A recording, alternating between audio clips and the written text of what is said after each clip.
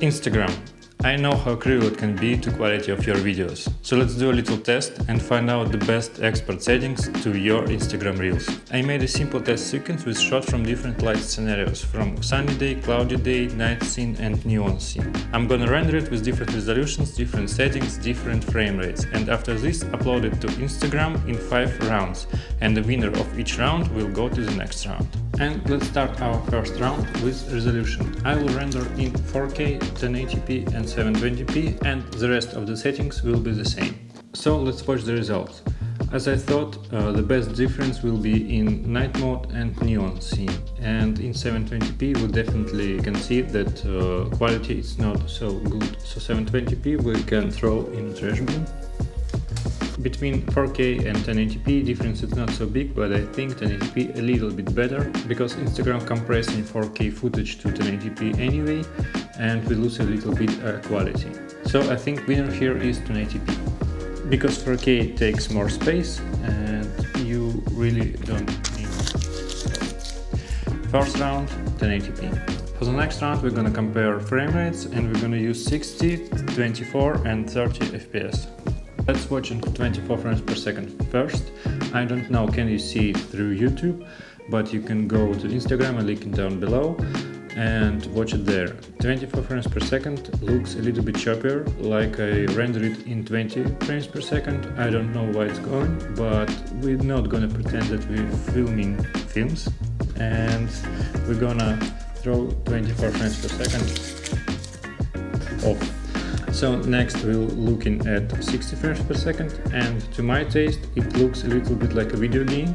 It's a little bit too smooth, and if you're shooting like GTA style video on any game style video, definitely use 60 frames per second. But for regular video, our choice is 30 frames per second. In the third round I want to compare bit rates, how it's gonna look in 10,000, 30,000 and in 50,000 bit rates.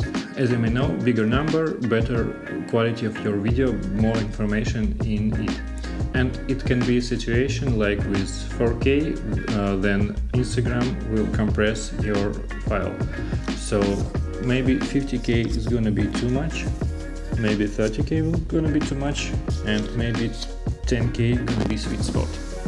And honestly, after uploading it on Instagram, I hardly can see any difference. Maybe 10K it's a little bit too low, so we can skip it.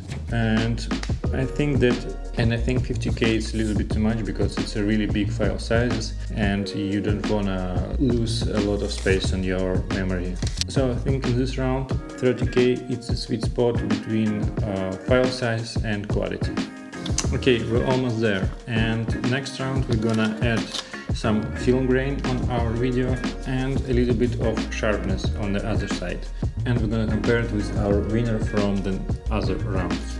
And here I can clearly see that Instagram don't like noisy or grainy video, and it applies noise reduction on it and makes your video worse. So on Instagram we can forget about film grain, and we will use it on different platforms, but not here, unfortunately.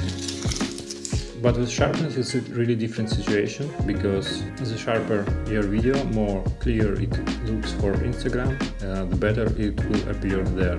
So if we apply a little bit of sharpness on our video, it will definitely make our video looks better. And in the fifth and last round I wanna try different rumors. If you edit your video inside of Instagram app, it will ruin your video, or it will be better to use some apps like InShot, or maybe it will be better in DaVinci Resolve or Premiere Pro. So we're gonna compare that.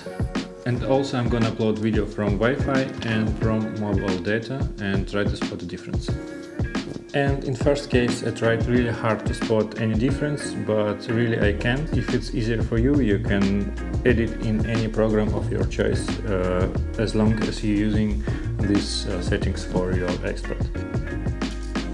And Wi-Fi really wants to be the first here, and I also can't find any difference between Wi-Fi or mobile data, so I think it's just rumors and things from our past.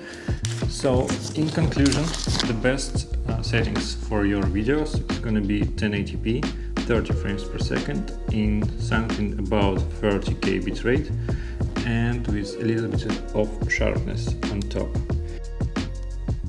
If you use something like DaVinci Resolve, you can add a little bit extra sauce. It calls Sharpen edges. It automatically detects edges of your shot and make it sharper, so your video have like more pop. I don't know how to explain it, but here is the difference.